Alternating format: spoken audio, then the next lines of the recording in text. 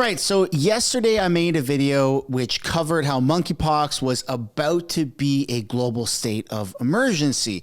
And here we are 24 hours, less than 24 hours later, and it has officially been declared as a global state of emergency. So we're going to be covering that. We're also going to be taking a look at stuff that's happening between Iran and Israel, as well as some Canadian news, since this is a Canadian channel. So if you're not a Canadian or you don't really care about the Canadian news, just skip ahead to, I'm sure someone will put the timestamp down below, to the monkeypox stuff. But if you do want to stick around for the full video, I highly encourage you. Welcome back to the channel. Welcome back to another video, everybody. Before we get into it, I do want to encourage everyone to smash that like button and subscribe if you haven't already.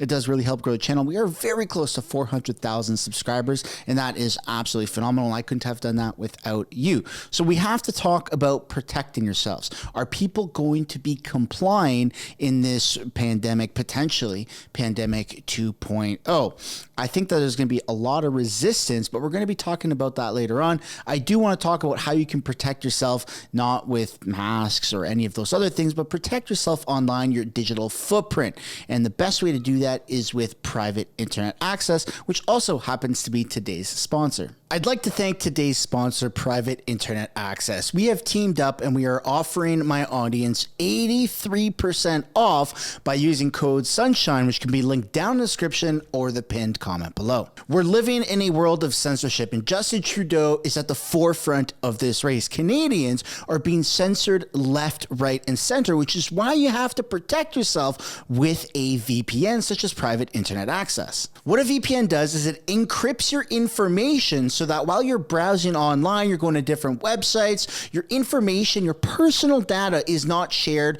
with these massive corporations. It's almost like putting a cloak over yourself. And the best possible way that I like going about this is using the cloak, such as Private Internet Access. Even when it comes to getting the news here in Canada, there's an insane level of censorship. You can't even get Canadian news on Facebook, for crying out loud.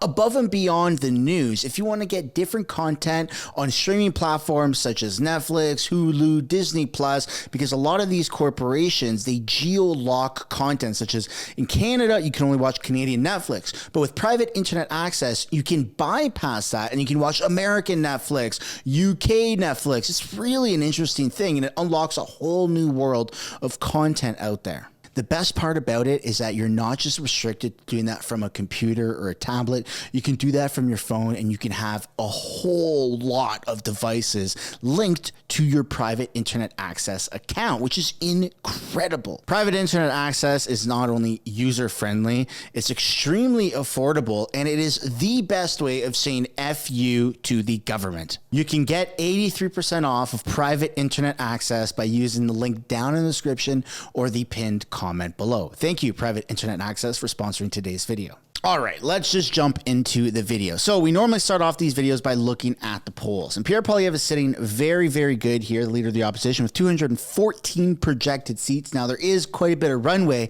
between now and the next scheduled federal election, which is going to be the end of October, apparently, of 2025. So that means that not only is there room for Pierre to mess up, but there's also a lot of room for Justin Trudeau to keep messing up. And if this, well, it's not an if, they have actually declared it a global emergency, right, for this monkeypox virus. And I think that Justin Trudeau, his approach is going to be similar to his previous approach, and I think there's going to be a lot of resistance. A lot of people are not going to want to support him, especially after what he did to Canadians in the past. So he's sitting at 70 projected seats. I think you're going to start to see that fall down as time goes on.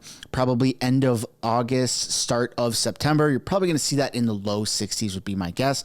And of course, 99% likely across the board for winning the most seats and for a majority government for Pierre Poilievre and the Conservative Party. So that is looking good.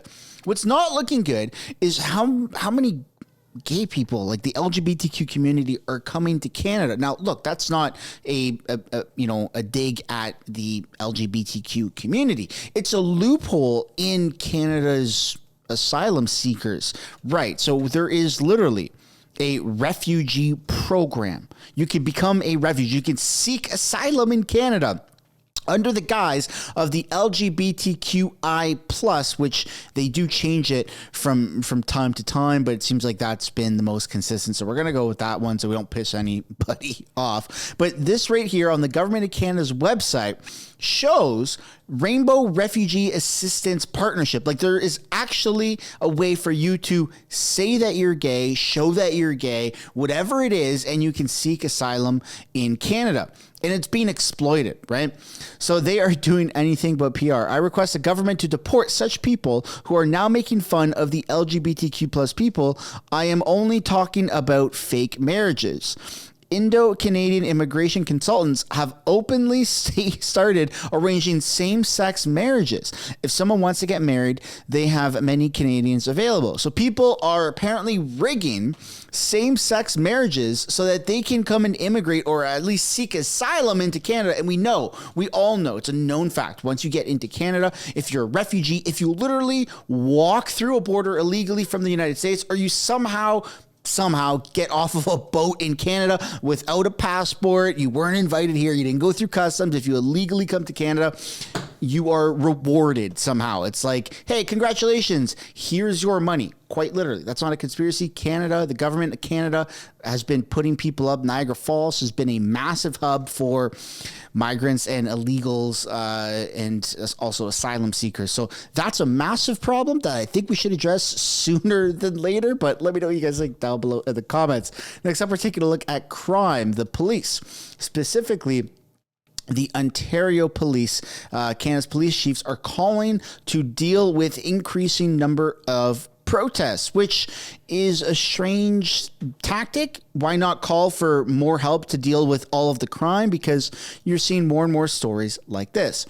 This guy right here has a wife and kids, and he was shot in the head. And he survived. He was shot in the head. He was mugged. His car was stolen. His cash was stolen.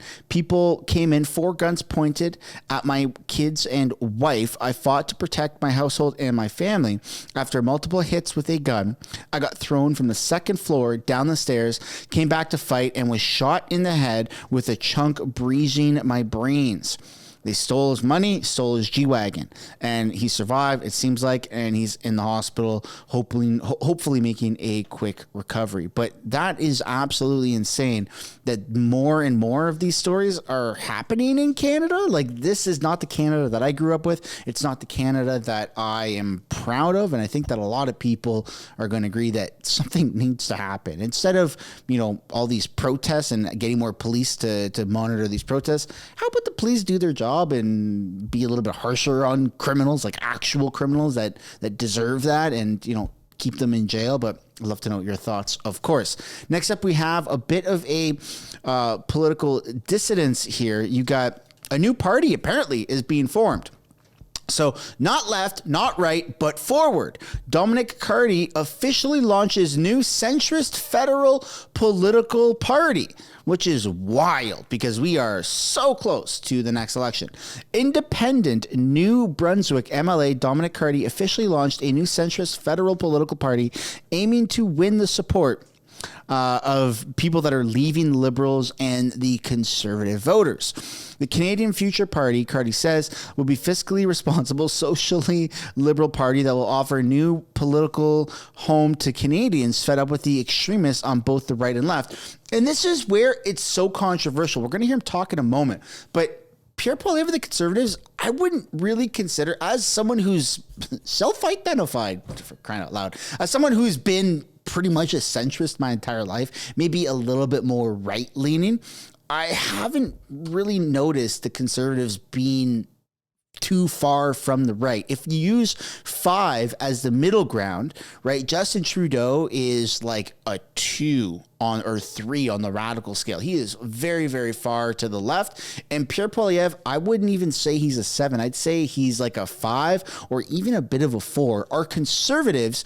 yes, they have a lot of great policies, but their policies are like old school liberalism. Like, they are not very right leaning, or else you would see them saying, hey man, let's stop immigration right now. This is getting out of control. And that's just not really happening. So I'd love to know what you guys think down below in the comments. And that's not me saying that Pierre Poilievre isn't a true conservative. It's just saying that the attacks on him that he is a far right extremist or that he's a far right party, that just doesn't really seem factual. But let's take a look at what this guy has to say about his new party, calling it American MAGA Movement, which again isn't even close to the truth. They're just throwing mud at the wall and seeing what sticks. The Conservatives are leading quite steadily in the polls and have been for a while. What makes you think this is something Canadians want? The polls are very clear about it. They're tired of Mr. Trudeau. They want an alternative. But there's also a lot of people who are uncomfortable with the extremism and divisiveness that has approached Mr. Poilievre's approach to politics since he became leader of his party. And we aim to offer an alternative to that. I was shocked the other week that Mr. Poilievre, the leader of a conservative party, came out and said he refused to promise to increase defense spending to 2%. He is riding on the coattails of the American MAGA movement, and that sort of politics is not Canadian. Equally, when the Liberals... So that doesn't have any substance, and I would love to debate this guy or bring him on the show or this channel anytime, because that MAGA politics is all about increasing their military spending above 2% and being a world superpower, right? America is the most, or has the most badass military in the world. Maybe that's our bias living out here in the West, but just factually, all the stats show that America is the superpower. There's a lot of other countries that, well, a few other countries that are, big contenders, but America is the big bad boy. And Canada, if it was really MAGA politics, you would see Pierre Poilievre, the Conservatives, going, we need to put billions, trillions, cut all the social programs, no government handouts, go fuck yourself, everybody. And we're putting all that extra money into our military so we can beef up our boys. That would be a little bit more towards MAGA politics, but that's not the case. And so Pierre Poilievre is nowhere near where Donald Trump is. Donald Trump, MAGA politics is very much nationalist. America first, America, America, America. And Pierre Poilievre is, he has said a lot of things that does show that he's, rooting for Canada first. But again, he's not as pro-Canada as MAGA is pro-MAGA. Talk about how everything is just fine and sunny ways. They're living in the 1990s. We have got to have a realistic 2024 approach to politics based on Canadian needs. So I think that Canadians are looking for a positive alternative. Whether they like what we have to offer, we'll find out in the weeks and months to come, and that's up to Canadians to decide.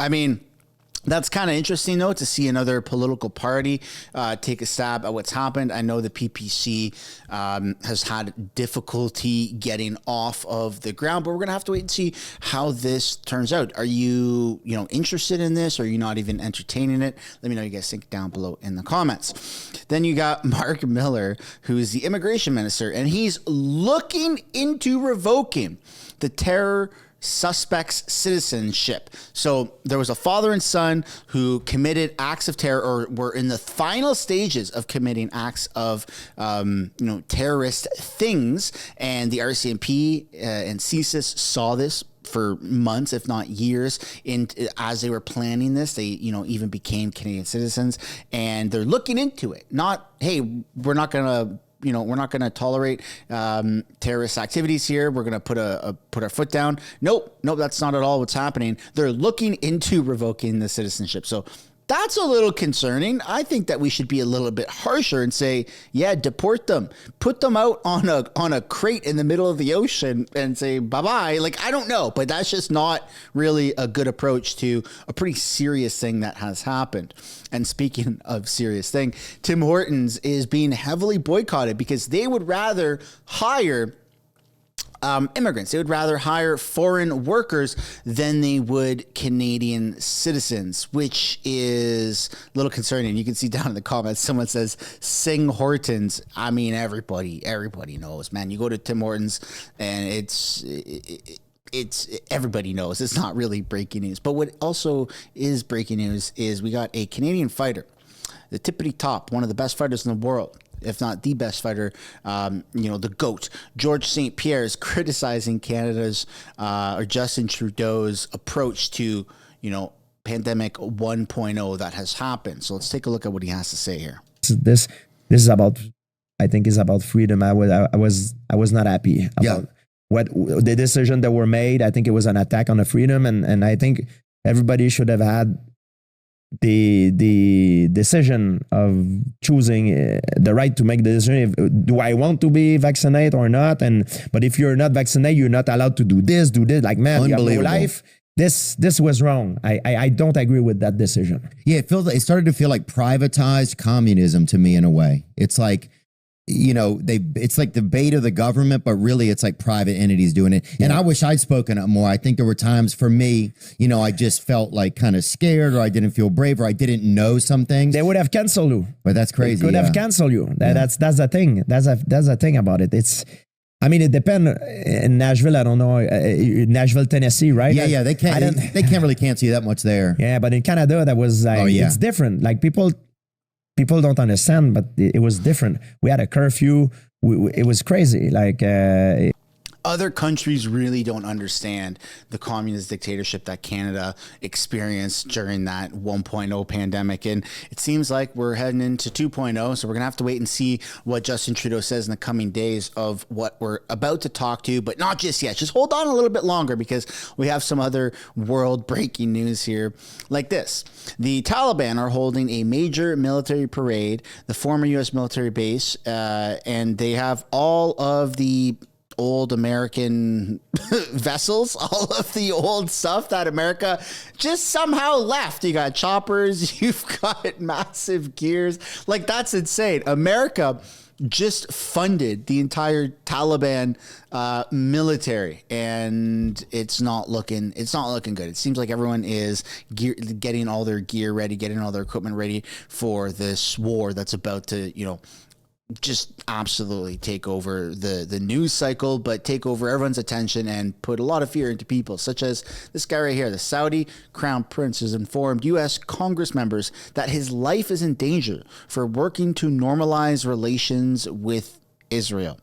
So you're either on one side or you're on the other. But if you try to mediate, if you try to say, hey, let's talk about peace, it's not looking good at all. And it's very scary what's happening right now around Israel and Iran, right? The U.S. Secretary of State is now reported to have fully canceled his trip to Israel after it was postponed yesterday due to the threat of an Iranian attack. And I believe Iran said no planes, no air traffic for the next 24, 48 hours because something they think big is about to happen. And then in conjunction to all those other things, you have two bases in Germany, two military bases are on lockdown after suspected sabotage operation, which is very scary. It just seems like bad things are happening all around the world. And finally, folks, now we've reached the meat and potatoes of this video, the announcement of the state of emergency. Monkeypox.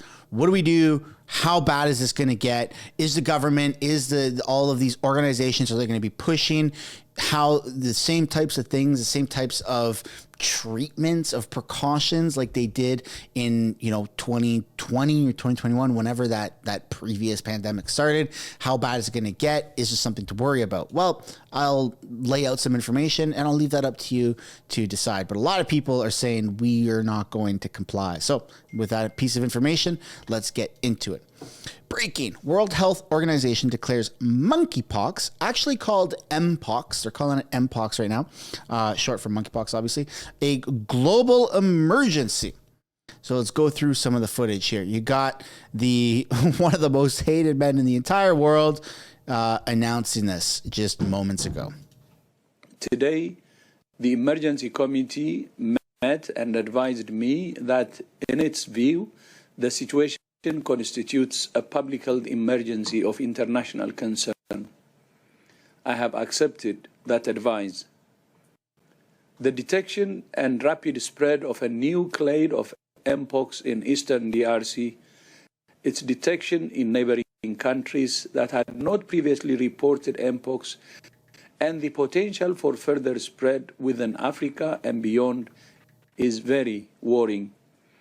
In addition to other outbreaks of other clades of Mpox in other parts of Africa, it's clear that a coordinated international response is essential to stop these outbreaks and save lives. Today, So there you go, state of emergency. And we're going to be taking a look at some additional footage here. You've got CTV that, of course, has said, look, who declares Mpox, right? It's not called monkeypox. It's called Mpox. Don't misgender the virus. That's not very good. For the second time in 2 years. So it's not something new. It's something that's conveniently timed 82, 83 days before the American election. But I'm sure that's a coincidence, is what a lot of people are thinking. All right. This is what CTV's page has to say. The World Health Organization on Wednesday, today, declared monkeypox, Mpox, a global public health emergency for the second time in 2 years following an outbreak of the viral infection in the Democratic Republic of Congo. Now, when I covered this yesterday, it did show statistics, and I believe that there was 93 cases of it in Canada this year, and maybe 80 or 90 cases or under 100 cases in Canada last year. So it's not really like gone widespread in Canada as per the data that I showed. Need to clarify, man, the censorship on this platform is absolutely insane. But now we're going to take a look at what they're saying you should be doing, the precautions that you should be taking to navigate this. And yes, I know it's an eye roller, that's for sure. So according to the CDC, avoid contact with objects and materials that a person with Mpox has used. Do not share eating utensils or cups with a person with Mpox. Do not handle or touch the bedding, towels, or clothing of a person with Mpox. And then when you go on the CDC's website, how to protect yourself. Number one, get vaccinated. Number one, get vaccinated. The Jynneos vaccine is recommended. The Jynneos, whatever it's called. It has, even if it has been longer than 4 weeks since you got the first dose, you should get the second dose as soon as possible. Just keep doing it. I don't know if that is how many things in the world require 4 weeks apart. That seems awfully close. Don't you think? That's pretty close to it. I don't remember what it was like for the booster shots and what they were recommending, but I feel like it was a few months, not 4 weeks, but I could be mistaken. It feels like a lifetime ago, 4 or 5 years of our life just really got expedited. We lived, since 2020, it's been 4 years, but it feels like it's been 10 or 15. It's crazy. And that's time we're never getting back. Step 2, learn steps you can take to lower your risk of Mpox during sex or at social gatherings.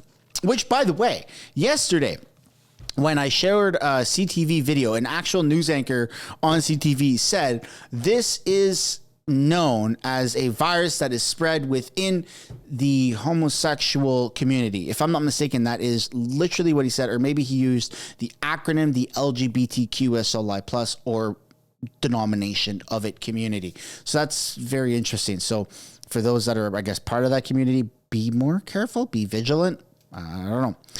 Avoid close skin-to-skin contact with people who have a rash that looks like Mpox and animals that carry the Mpox virus. So tying this back into Canada, since we do have that LGBTQI plus asylum kind of loophole, should we be, pausing that or slowing that down a little bit? Not as discrimination to the community, but as a precaution, because this Mpox virus seems to spread more in those communities. And if now there's loopholes and that's been exploited, and we have more of those community members, whether they're legitimate or non-legitimate, coming into Canada vis-a-vis the asylum kind of loophole that we have, wouldn't that mean that we're bringing people in with the virus, or an increased risk of people with the virus? That doesn't seem responsible, right? Like when the first virus broke out in 2020, we shut the borders down. So shouldn't we take similar precautions by shutting those asylum borders? Like, I don't know. I'm just speculating. It's just an opinion piece, but it seems like that would make sense. Correct me if I'm wrong down below in the comments. Let me know what you guys think. But that seems, of course, like a total right-wing crazy conspiracy idea, right? Step 4, avoid eye contact with objects and materials that a person with Mpox has used. And then we read that one from Google. Crazy that they on Google that they say avoid eye contact, don't share utensils, and that's actually step 4 from CDC. I'm surprised that they didn't share step 1, get vaccinated, exclamation mark. The only one that has the exclamation mark is the first one. Interesting. Wash your hands often. Step 5. Wash your hands often with soap, water, or an alcohol-based hand sanitizer. So I don't see any masks. It does say here, watch for symptoms of Mpox for 21 days from the date of your last exposure. If you have symptoms such as a rash, visit a healthcare provider. Nowhere have you seen any masks wearing. So that's pretty interesting, but we're gonna have to wait and see how this plays out. Let me know if you are worried about this. It seems like the cases have been relatively low over the years. It's not like a massive outbreak in the sense of hundreds of thousands of people have been, infected with this overnight. But again, those numbers could potentially change.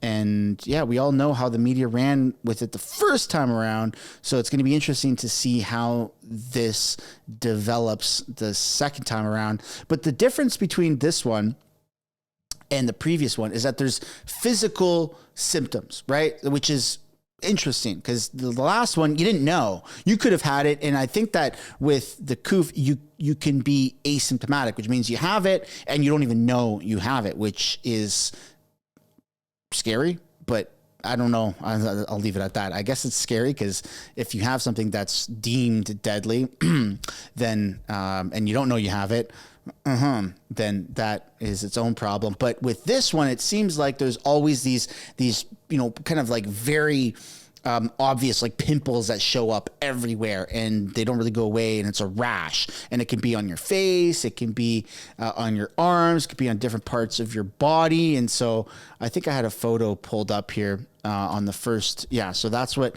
it can look like right there.